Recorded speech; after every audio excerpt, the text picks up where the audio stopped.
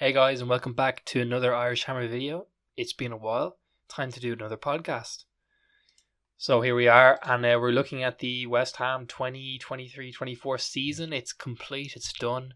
Moyes has parted ways with the club. Slightly surprising, but let's be honest, not that surprising at the same time.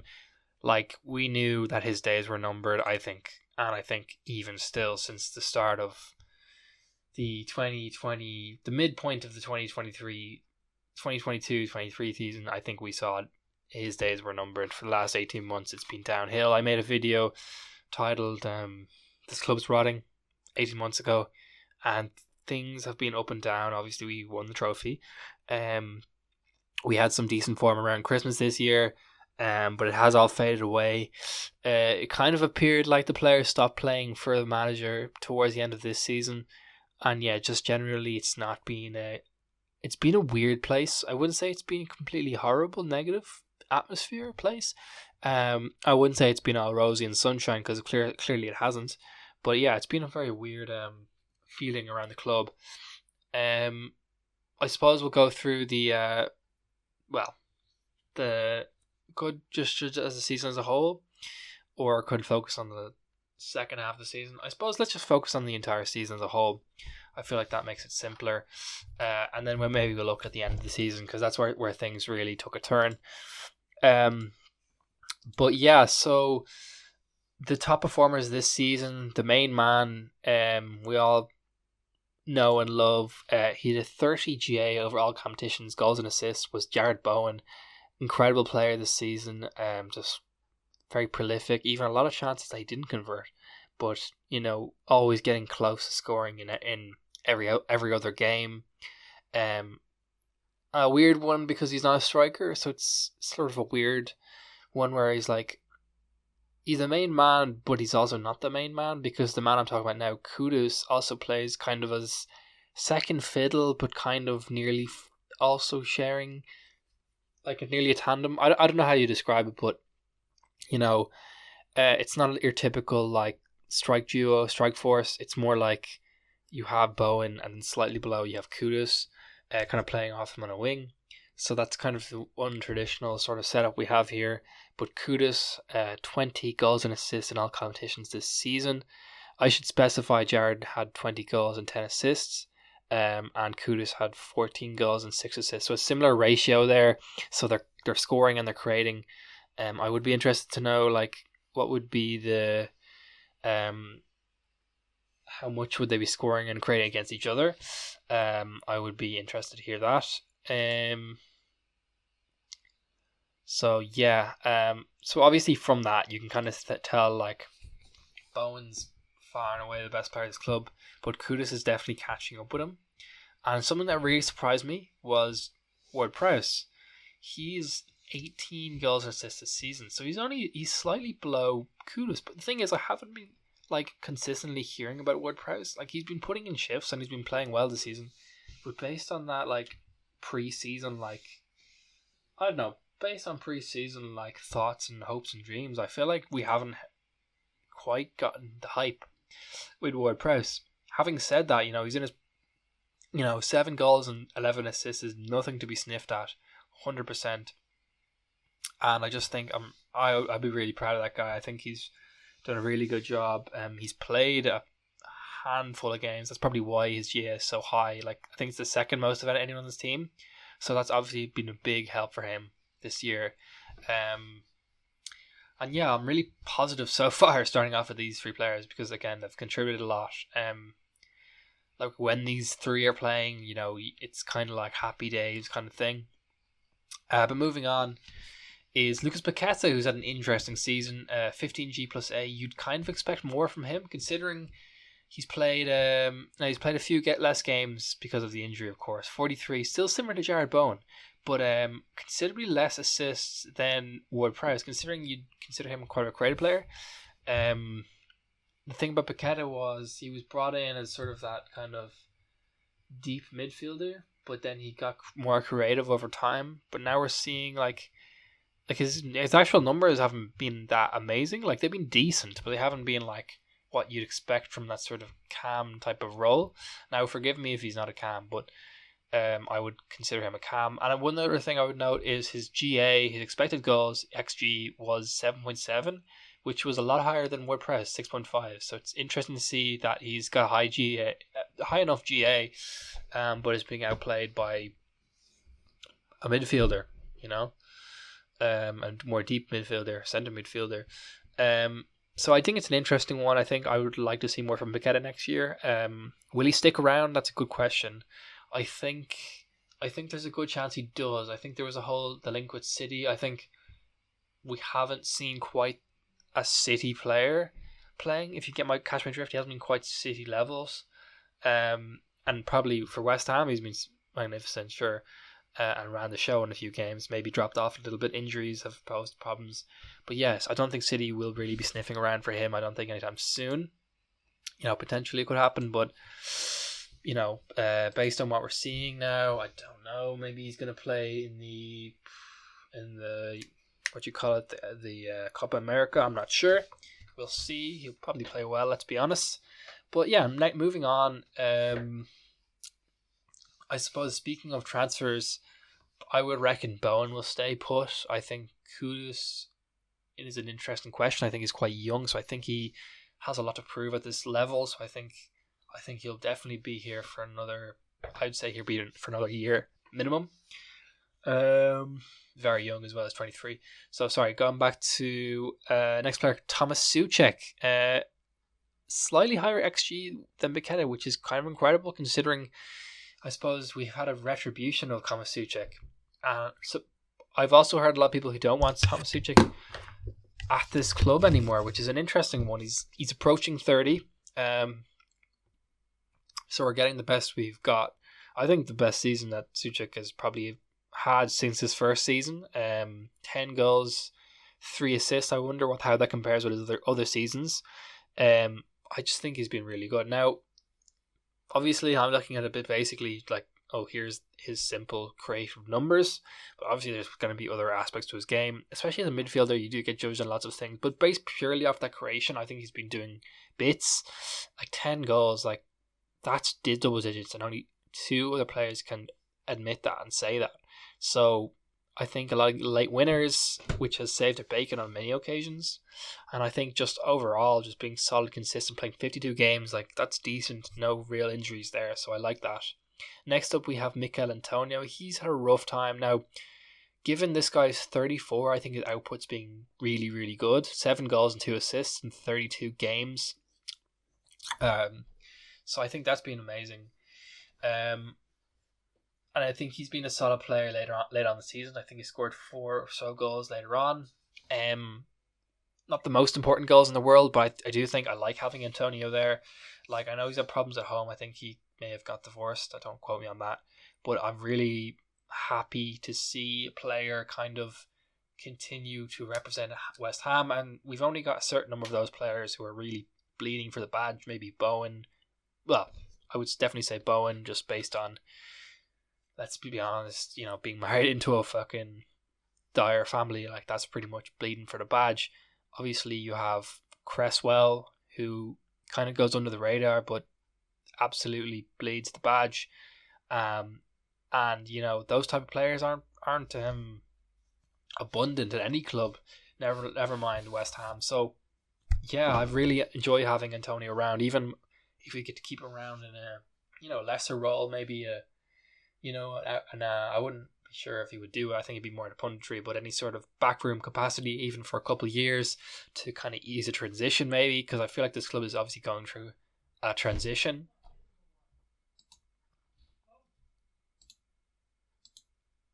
Yeah. So, anyways, yeah. What was I talking about there? Yeah, Mikel Antonio. I really like him.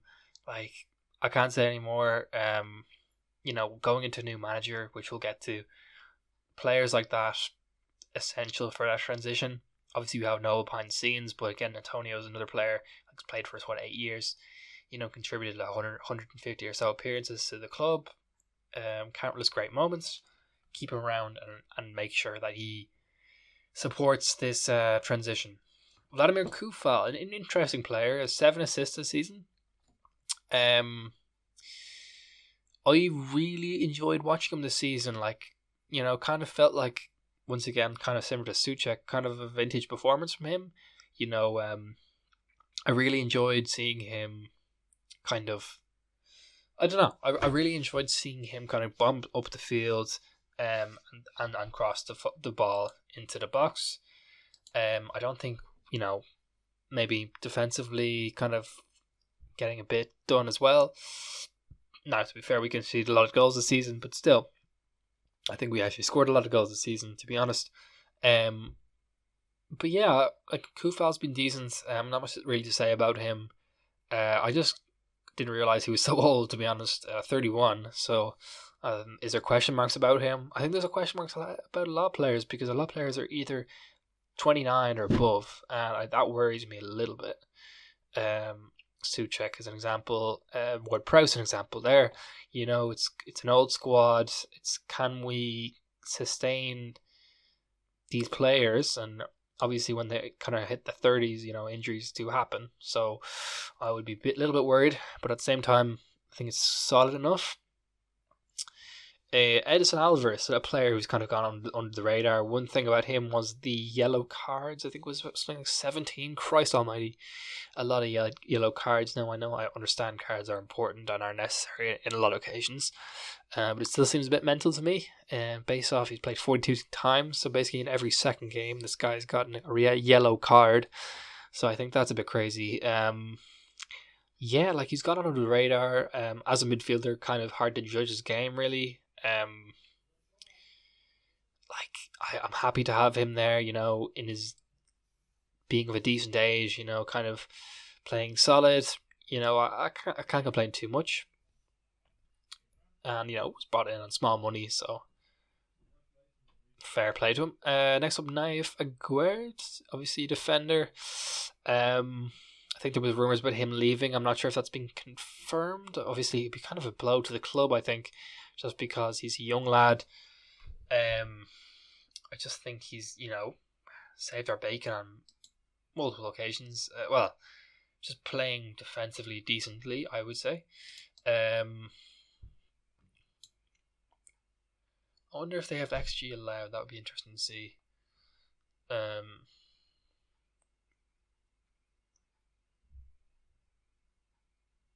Not really. I don't know. It's more of an attacking stat.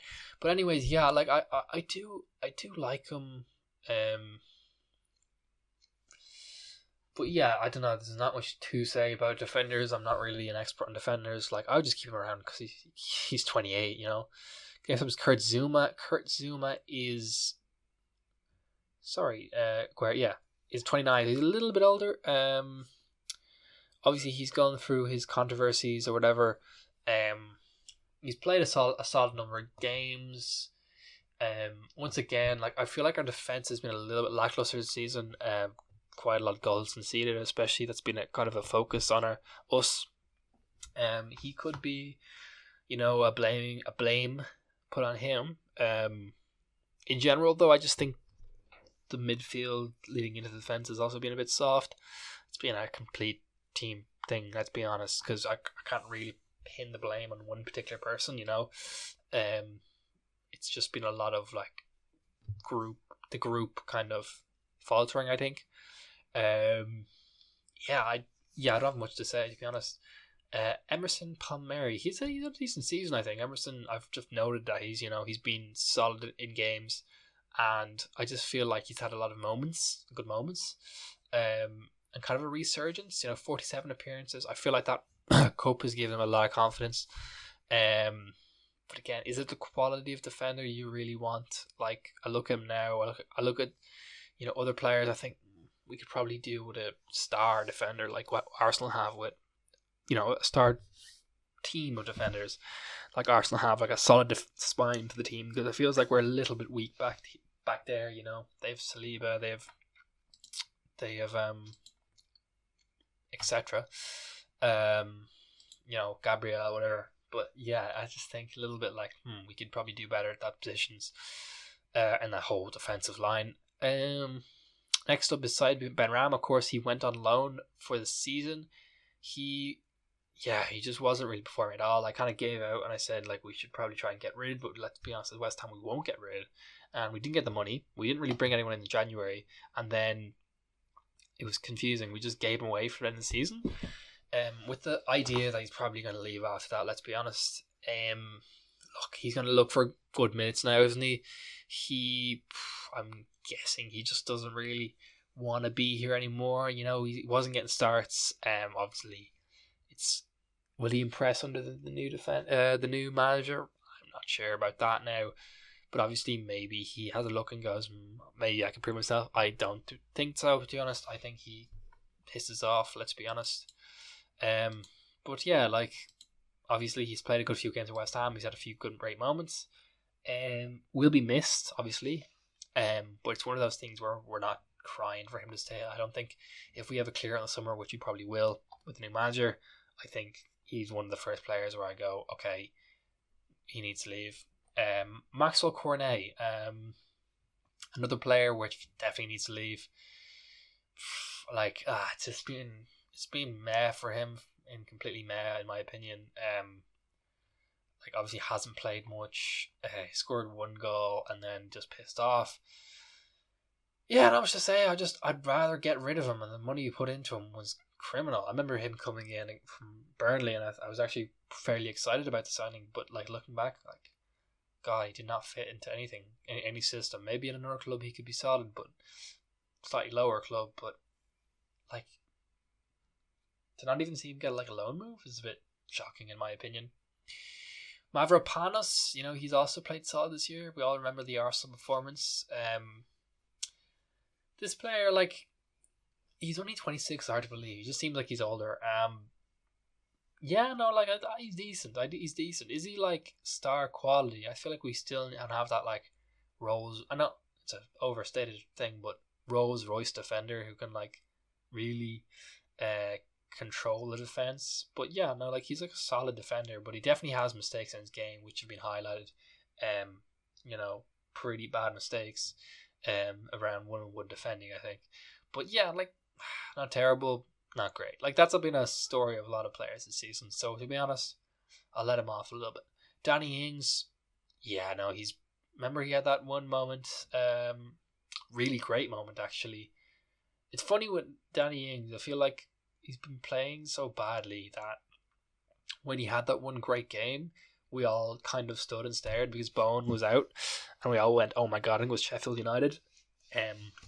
But then he just went dormant again, and no one talked about him. So, yeah, definitely player we just need to get rid of.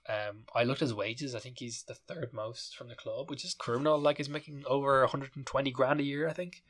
So that's astonishing. I think he needs to move on. We need to just pack his bag for him, because that's criminal, and he shouldn't be competing at this level, let's be honest. Considering we don't really have a striker, he's basically our striker. It's actually shocking. George Earthy, obviously he scored that goal. Not much really else to say about him. It was a pretty easy goal, so I'm not really that interested yet. Like, it's not like he scored some stunning goal. But look, I know West Ham fans tend to get very excited about, you know, our academy, which we're called the Academy of Football, but I feel like sometimes it's a little bit overhyped. Actually, a lot of times, you know, Obama is a great example. We talked the world of Obama for a long, long time, and he hasn't done anything. Granted, these players aren't like young, like they're 19. They're approaching when they should be starting to, you know, carve out solid careers here. So not seeing, you know, enough is a common thing, I think, from these players. Next up, Ben Johnson. Speaking of academy talent, he's now approaching his mid-20s, so he's no longer that little boy, you know. And is he delivering enough for us? Not really, because he's played 22 matches. He's only started 7. I don't think he should really be appearing at this level. I'm sorry, Ben Johnson, but yeah, for me, it's a thing of this academy isn't that good. You know, you're just going to get overhyped to shit and then not really play after that. So I think move on for you. Aaron Cresswell. Look, I'm looking at him now. Obviously, he's 34. He's done great things for the club. I heard he might be coming back I think just that's a testament to how poor our defense is, that we're kind of like, okay, maybe. you know, we really shouldn't need him back, but it looks like we might, just as a cover and the wing back areas.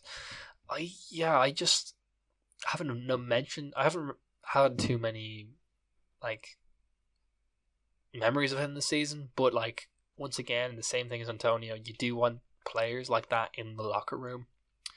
Having said that, he's not taking up too much of the payroll, so I can't really argue with that. I think he might go through that transition and leave at some stage next year. Similar with Antonio, I think they kind of ease their way through. Will they play with the new manager? Probably not. But it would be nice to see them in the locker room. Obviously, getting rid of Moyes, you're also getting rid of backroom staff such as Kevin Nolan. So it'd be interesting to have some familiar, established faces who've been there for over 5 years. But whether it happened, I'm not too sure. Pablo Fornals, of course, he permanently moved away from the club with little fanfare, even though, of course, he's pretty much a fan favourite, a cult favourite as well at this club. Again, he has a similar treatment to Ben Rama. He didn't really do anything in his limited minutes. Obviously, he was sort of like thrown away by Moyes like an old toy. But obviously, he scored a few incredible goals for us, and we all remember that. Was it Ben Rama? Was it Fornals that goal against Alsmar to send us through, or was it Lanzini? I can't remember. But anyways, that was an incredible goal. Just really, when it came down to the important moments, he really stepped up to the plate. I love the guy. I suppose he'll be respected and remembered. It's funny because it feels like we're talking about a legend at the club. He's 28. He's in prime. So it's kind of criminal that we're saying this. But yeah, the way we hyped him up, and we're like, the same thing with Ben Rama. It's not like we're going to get much money for him, but he's provided a lot for our club. But also at the same time, he's probably not going to stay around for too much longer, is he? Yeah, I don't. It's a tough one. It's a toughie. But definitely, I would say with Cresswell. Look, sorry, with Fornals, thanks for coming. Next up, we have Thilo Kehrer. I really enjoyed him as a defender this season. He looked to be improving. I think he should stick around. Any half decent defender in this club is warranted. I'd be interested now to see with the new manager Lopetegui, JLo, what kind of changes he'll make and how he will try and improve that defense, because obviously it's been lacking. And maybe will he fix the system, or will he bring in new pieces into the defense? That remains to be seen. I reckon it'll be a mix, obviously. So I'll be interested to see if Kehrer survives the cut. I think he'll like Kehrer, to be honest. Lopetegui. I think he'll do better with the defenders, and hopefully we'll see improved defense. Right, Ogbonna's 35. He's I think the oldest senior player at this club. I think he's going to move on. I think he might retire. Let's be honest, probably retire at this club. We saw 11 starts this season, which is actually decent. Putting it in a shift. He played 1,000 minutes this season, which is wild. Compared to Kehrer only played 398. So I wonder, was Kehrer injured? He must have been. That's a surprisingly low amount of minutes. Similar to Obama. But yeah, Ogbonna shouldn't be playing that many minutes, let's be honest. Like, that's worrying if he's playing over 1,000 minutes. That just shows the state of our defense. Yeah, I think we definitely do need to bring in at least 2, possibly 3 defenders. Looking at that, I think we need an overhaul in that defensive area. We say that every season, but it's a thing as well. Like, no investment came in January, which was shocking, because the club is just crying out for defenders, and to see it be just disregarded like that is shocking. Next up is Phillips, Calvin Phillips again. Sorry, he played fuck all minutes. Really, really poor performance. I think he got sent off. I think he gave away 2 really big moments where he got sent off or gave away 2 bad goals. Really poor on the defense, like really slow, and we gave him the time. But the thing is, right, we're in the Premier League. It was mid-season. You can't just give someone time. You need instant impact. You need players proven, even if they're not that good. You need players that proven that can show up. Having this kind of weird risk on a player, which people say it's not a risk because he's a lone player, but bringing in a lone player mid-season, I know that's a thing that people do, but it just felt really weird. Since you have midfielders, Ward-Prowse, Souček, why not bring in why not bring in another striker or a defender? Like, it's just a weird position to try and fill, and it's such a Moyes thing. Maybe he wanted this guy to get back to national level and play, but come on, that's laughable. Hopefully this guy, I don't think he's been selected for England as he rightly shouldn't be. Just terrible, really. Like, one of the worst loan signings I've seen in a while, which could have gone, maybe it could have gone better, but yeah, no, he's not up to scratch. I think he'll be struggling to find even a team at the top levels, to be honest. He might have to work his way down. Obama, I talked about Obama. Fabianski has been great this season, actually, honestly, really decent. Considering he's 39, which is absolutely mind-boggling. And for a goalkeeper, that's like the equivalent of like a 32-year-old, But still, played good minutes this season. I actually saw a stat there. He's played like a lot less than Areola, but he's kept more clean sheets than Areola, which is mad considering the minutes difference. I think 1,000 less minutes. Now, considering he probably playing in league games or whatever, or Europe games, which to be fair are no, the easier competition there, but still, like, considering we get fuck all clean sheets this season, Fabianski's done really well. I always say this though, like, sure, like, happy with how you played, but where's the future in Fabianski? 39. You can't really get rid of him. It's one of those weird ones where you're awkwardly holding on to him, like you're hoarding things. Areola as well, shockingly, is 31. That's mad. 31 years old. I honestly thought he was in his 20s, late 20s. There you go. Like, still a solid defense. Like, having goalies with Fabianski and Areola, you can't really complain too much. 2 solid goalies. I would say I would like a goalie in their 20s who can kind of learn. Obviously, we have Anang, but Anang doesn't really play. He hasn't played at all, actually. He's 23. So there you go. It's like there's not really a system of bringing in new talent. I feel like goalkeeping is the last position that you even contemplate when you think of like developing talent. So I think it's been disregarded. I don't know if Lopetegui is good with his goalies. Again, it's not a position that I think it's desperately in need, but I think it'd be interesting to see, will he maybe bring in a new player at that position? I reckon he will. I'd just be interested to see who he would bring in. Colin Casey, he's played I think 1 minute, so we can disregard him. Marshall and all the rest of the players have played 0 minutes. Connor Coventry, I think, must have been sent out on loan. I don't know. And just the rest of the players, the academy itself, I haven't heard too much about them, those guys. So yeah, that's the whole player gist of it. What position would I strengthen? Obviously, we have Julian Lopetegui in. First thing is, like, there's like at least 5 or 6 players I'd get rid of there straight off the bat. First off, obviously, I'd say Antonio. Fair play to what you've done for this club, but you're 34. Potentially actually keep you around for another season. I will say that. I'm looking at Cornet. You need to go. Benrahma, could he feature potentially? He has played 1,000 minutes, so maybe we could see him sneak in. But yeah, definitely Cornet is gone. Danny Ings has to go. I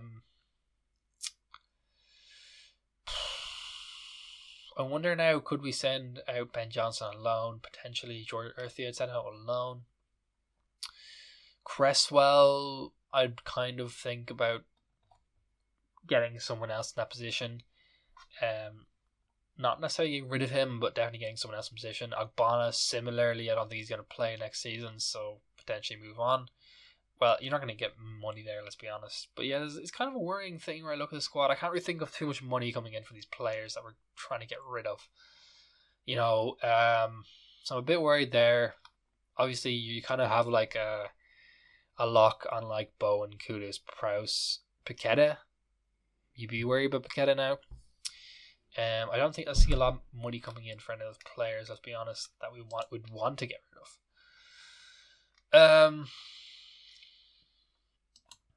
Yeah, I suppose let's look at some of the games this season, like kind of our worst and best performances.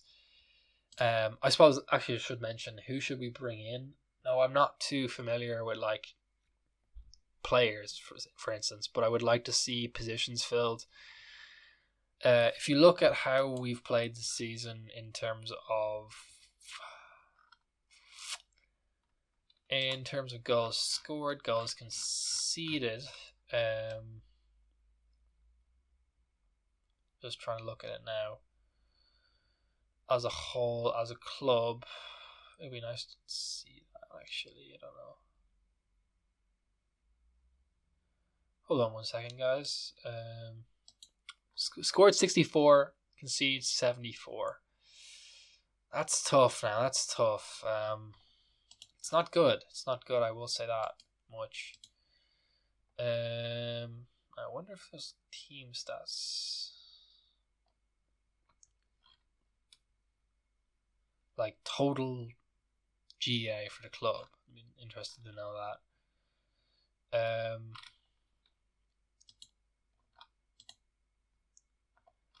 West Ham United stats. Sorry, guys.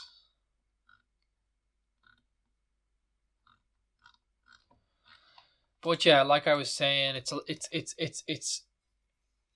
okay for goals scored. I would say we'd probably need a few more goals scored. So I'd think about a striker, possibly another winger. Like you're talking about getting rid of Ben Rama for now, you need to have some replacements there. Ings get rid of. You also, Tonio move on. So that's a big changeover. I don't know the way Lopetegui plays, but I would hope that there's some sense in that he will, actually learn how to make a balanced team. That'd be nice. But yeah, it's a weird luck because I feel like we should have scored more goals this season. And the way we played, I don't know, there was a lot of chances maybe not put away like there had been in previous seasons, and it just felt like, things were going well, especially in the start of the season where we were 6th the first half of the season, and then we finished the season I think 13th. So it was near relegation for him, let's be honest, by the end of the season. So that's definitely a worry. Goals against 74, obviously the defense is a big one. It always has been, but especially away from home, like our numbers have been terrible. Like away from home, we've been absolutely abysmal. And just that second half of the season, we conceded 5 to Crystal Palace, Chelsea, 6 to Arsenal, 5 to Liverpool. There's probably another game I am thinking of, but they're the main ones where I'm just like, if you ship 5 goals one time in the season, that's worrying. Yeah. But yeah, what was I talking about? So yeah, defense needs to be improved massively. God damn, I think that's pretty much it. I guess we'll get into my favourite moments of the season, my least favourite moments of the season, and then we'll finish up maybe looking back on Moyes, looking forward to Lopetegui. So I suppose my favourite moments of the season, I think I mentioned it in my last podcast. But yeah, actually my favourite moment of the season, I think it's pretty obvious what I'm going to say here. It's pretty easy for me to say this, but the 5-0 against Freiburg, absolutely unbelievable game of football. Just from start to finish, I was watching it live. It just really brought me back to like the heyday of just enjoying West Ham, just free flowing, attacking football.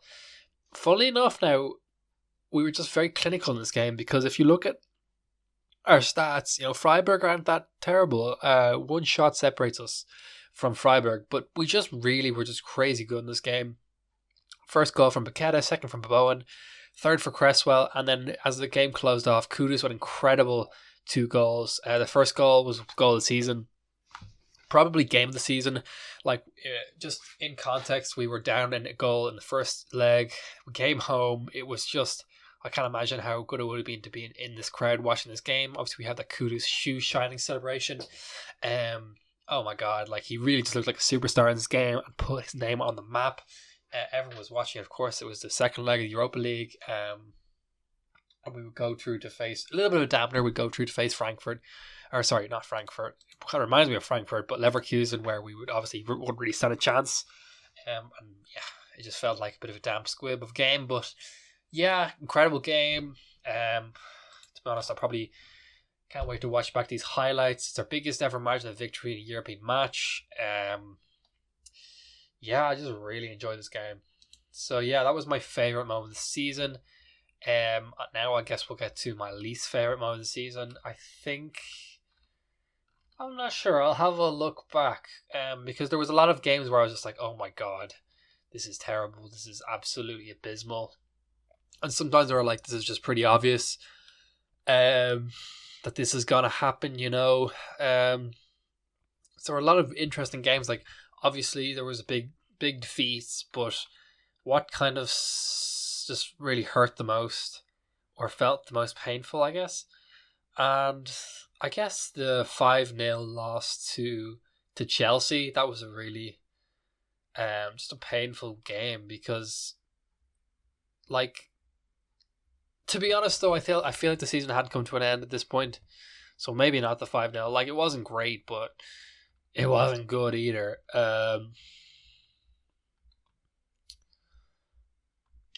Yeah, I don't know. There was just a lot of like poor results, but like, weirdly enough, some of them I just didn't register as like bad. I feel like especially with Moyes there, it was kind of like, all right, we were so like iffy about Moyes. It was almost like, just get him out, get the bad form, just get him out, kind of way. I know that sounds kind of, bad, but it was kind of true. Like, but for personal reasons, the loss to Liverpool in the cup, for some reason that really stung with me. I don't know why. The 5-1 loss. I think, obviously Liverpool playing classic Liverpool, 29 shots. We had 2 shots in this game. Now, I didn't fully watch this game, but even seeing the lineups, seeing how poor the lineup was before the game. Now, in retrospect, it's not that bad a lineup, but yeah, just seeing us get absolutely outclassed. It was the quarterfinals of the EFL Cup. Now, like, we weren't going to win anything else this year. Let's be real. So having this quarterfinal, it was like, okay, let's actually try and give it a go here, and we might do something here, and put up a game, something for Moyes to go out on. And it just ended up being a terrible performance, just absolutely awful performance. The squads, once the team came out, people completely gave up. And just watching the goals roll in, like Szoboszlai, then Curtis Jones, and then I looked at my phone again, and it was, oh yeah, Gakpo scored and Salah and then Jones again.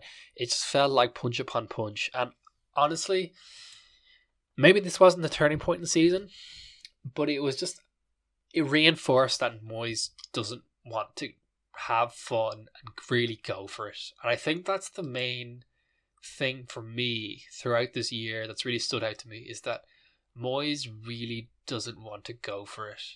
Now, he will scratch out results and he will, put up respectable results, but just the fact that in those situations, a quarterfinal, like, go for it, like, fucking go for it. Like, at least with the Leverkusen game, West Ham really tried, and we nearly actually pulled that game back. I would have been like Leverkusen's first loss that season if it wasn't for a late goal from Leverkusen. At least with that we tried, but with that cup game, it was just like, we just don't care, and it's like a Premier League rival. Like, it's a team that we should be trying to get a result against. Now, I get it comes in a tough period of results, but like, we were playing well. Like, the form was decent for us, apart from the Fulham game, which was just kind of, Moyes, whatever. But yeah, just to not really like go full throttle in that game, I don't know. I feel like we should have just gone for it, and that really could have, actually like improved things that season. And like, like, it was such an up and down season. Like, even looking at the results, like, it's kind of weird how we concede 5 to Fulham and then we beat United and beat Arsenal. It just, I'm kind of, my mind kind of boggles when I look at these results sometimes, because it just doesn't make sense how we can pile together great results. Like Arsenal, we beat them twice this season, 3-1, 2-0, and then we lose 6-0 to them. But it also makes sense at the same time because it's just really weird. Now, I feel like we probably were hard done by in some games, but in other games, I just feel like we didn't go for it, And yeah, like there was some games where we dominated, but we only had a few extra shots than the other team. So like even that 6-0, like yeah, that was just a dominant game from Arsenal. To be fair, I can't even argue with that. The Chelsea game, the 5-0 that happened, I think that was a big game because obviously I feel like that season was just kind of like done, we're done. But the real game that kind of marked the end of Moyes, I think, if it hadn't been for the other games, was really the end of Moyes, was the 5-2, because it was also the manner in which those goals came, because within the first 20 minutes, Crystal Palace were up 3-0. Like, that's mental. That's really mental. I don't remember a situation like that since Burnley was like a 3 goals in like short, like 2 goals in like short succession. But this was crazy. Like, this is really crazy. Like, I know Crystal Palace can go to town on us, but this was like, okay, we need to just nip the bud here, Yeah, like that was mental. And then obviously Chelsea one felt more expected, to be honest. Like Chelsea were resurgent and we were obviously giving up completely. Apart from that, like notable games, there was I don't know, to be honest. Yeah, the Arsenal one, kind of expected, like 6-0, even though that sounds mental. Like you actually look at it and you go, oh yeah, fair enough. The 5-0 against Fulham, I feel like we just were on an off day that day. It didn't really feel like a crazy result. Like Fulham were up and down, but it was just like one of those things where you're like, okay, on the day. But yeah, like, god damn, man, it was such a mixed season. Like, we didn't really lose that much, but we drew so much this season against average teams. That's really what's going to be remembered as the kind of missed opportunities in those games. And there was a lot of games where we got lucky. So yeah, it's such a mixed season in my opinion.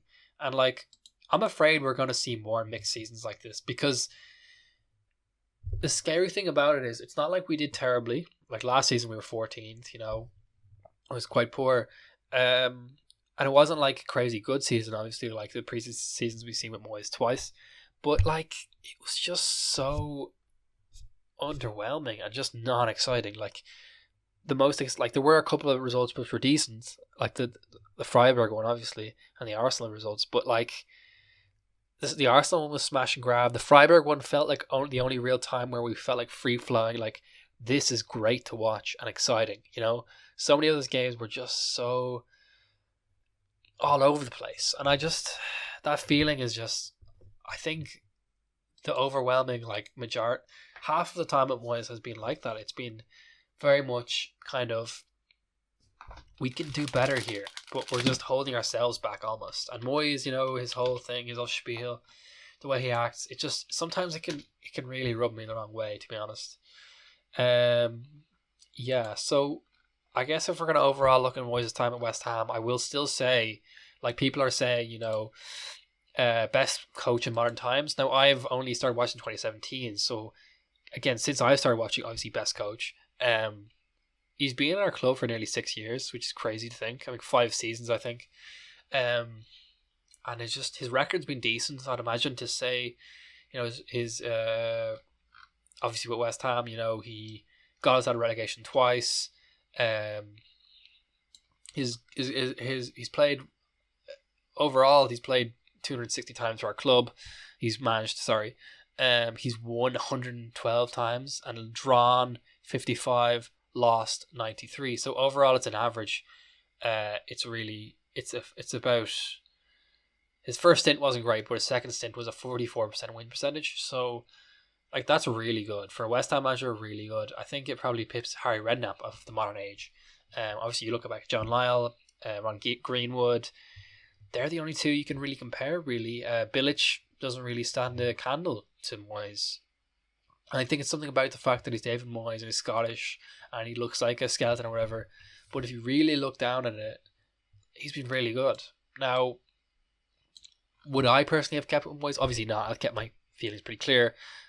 Look, we want that feeling, and we are an emotional fan base.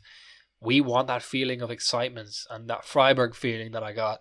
I want to see that more often than not. And with Moyes, it felt like he was pushing the other way, and he was only going to go further down the other road, just playing boring, just trying to suck the soul out of the game, trying to turn it into a sort of smash and grab on every occasion, which I get can be effective, and I get going the other way can be ineffective. But we just needed more of a lean towards exciting and, playing from the heart. Like, I know with Bilic, obviously he wasn't that great in terms of results a lot of the time, but he always played for the heart and he always really went for it. And look, all ultimate respect to Moyes. Will we get a better manager in many years? Probably not. Let's look at Lopetegui now for a second, because obviously he's been announced as the new manager. He saved Wolves that season. He was with Wolves. He, I believe, won the Europa League with Sevilla. Is that right in saying? They got to the final again and they lost 3-2 to Inter Milan. He managed Real Madrid for a year. Don't think they did too well that year. He was with Spain, who did okay. Porto, he was the manager of. They got to the quarterfinals of the UEFA Champions League. Now, that is quite a while ago. That's 10 years ago. So, obviously things have changed. But you still look at that and you go, that's decent. Now, it's not the feeling. I feel like it's different from Pellegrini. With Pellegrini, you knew you were getting like a winner. But it turned out, his winning was kind of beyond him. With Lopetegui, you're getting a lot more. Now, to be fair, similar age than Moyes. He's 57, so he's a little bit younger. He's a bit more past it. Similar to Moyes, probably have a bit more on his record than Moyes.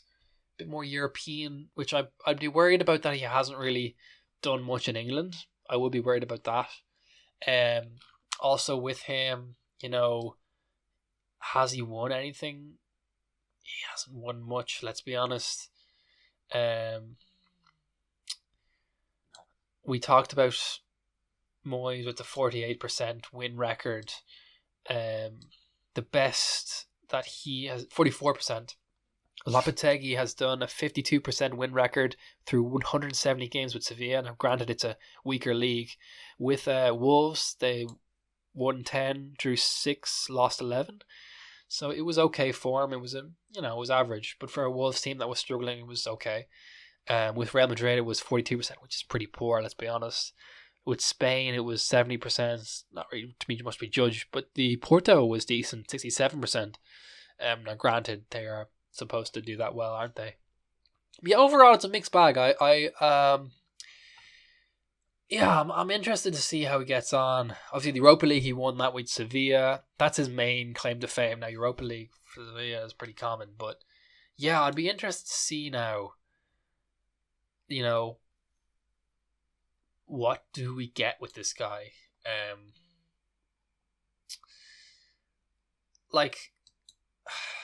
I'm just scared that we're going to get more of the same for year to year. And, that's not going to be good if we're just going to get a repeat, is it? I just hope I hope he changes things in this club. Moving forward, I hope we get something fresh. Will we get the exciting football I want? Probably not. No. Will we get Moyes 2.0? Possibly. With less experience in the Premier League, possibly.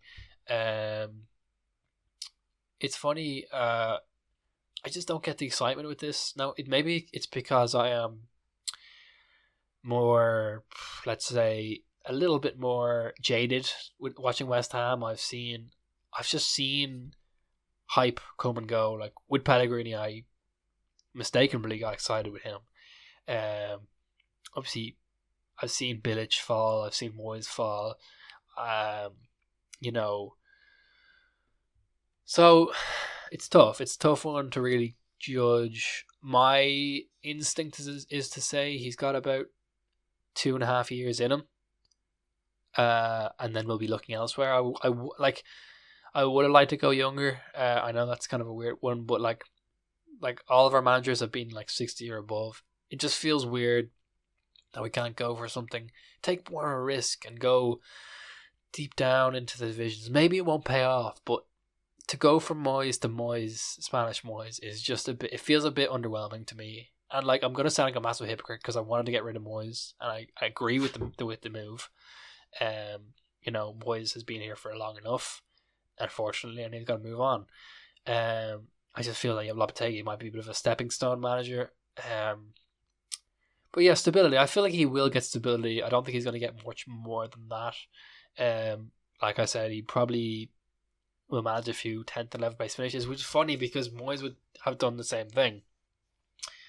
Yeah, so I reckon it could be a similar situation with Lopetegui.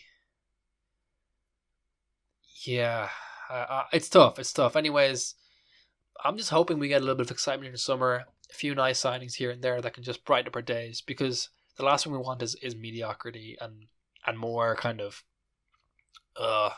we have to watch this. Do you know what I mean? I want to be excited. I want to be able to just run to switch on the TV, going like, "What, West Ham are playing today?" I lost that feeling with West Ham, and I want that feeling back. Even if we're doing okay, I just don't have the same excitement. You know what I mean? And it'd be nice to go, to really feel like we're in with a chance. Really fight in a quarter final and like be back into a semi final. I really would like to get back to a semi final, because that semi final is a magic place to be. Because it's a great like feeling. But yeah, anyways, that's gonna be it for me, guys. It's been a bit of a long one, but of course, I would say it makes sense based on the fact that it's been a long season and I've had a lot to talk about. But anyways, thank you for listening. Good luck.